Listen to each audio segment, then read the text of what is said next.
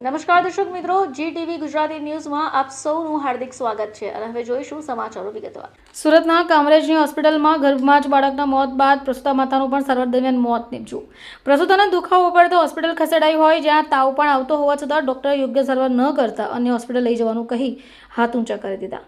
અન્ય હોસ્પિટલ પહોંચતા પરિવારજનોને જણાવવામાં આવ્યું કે ઘરમાં બાળકનું મૃત્યુ થઈ જ ગયું છે અને માતાની હાલત પણ ગંભીર છે। સારવાર દરમિયાન માતાનું પણ મોત થયું। હાલ તો પરિવારજનો દ્વારા ડોક્ટરની બેદરકારીને કારણે મૃત્યુ થયાનું જણાવાઈ રહ્યું છે।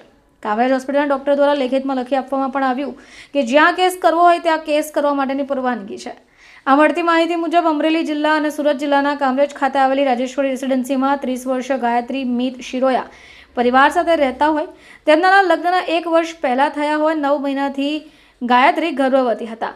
પરિવારના એકના એક દીકરાના ઘરે પારણું બાંધવાનું હોય ત્યારે 30 નવેમ્બરના રોજ ગાયત્રીને પ્રસૂતિની પીડા ઉપડી અને તેને તાવ પણ આવ્યો। આ દરમિયાન સારવાર ચાલતી હોય કામરેજ હોસ્પિટલમાં લઈ જવામાં આવી। ભાવનાબેન મહેશભાઈ શિરોયા।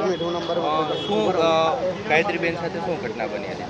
ગાયત્રીબેન સાથે બસ એને તાવ આવતો હતો ને ડૉક્ટરે એને પહેલાં રિપોર્ટ ન કર્યા, પહેલાં રિપોર્ટ કર્યા હોત ને તો આ કિડનીને એને લીવરના ડેમેજ ન થતી। એને ત્રીજે દિવસે બધા રિપોર્ટ કરાવ્યા ને પછી ખબર પડી તો એને પછી હાથ ઊંચા કરી દીધા।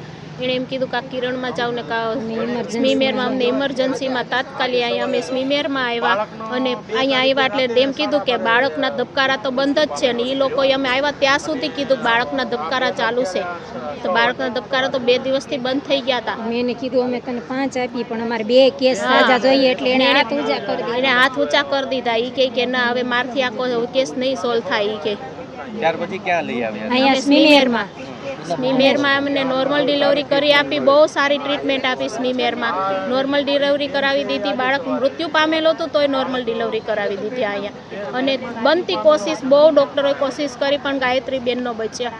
હવે અમારે ન્યાય જોઈએ। શું તમારી માંગ છે? બસ અમારે ન્યાય જોઈએ છે।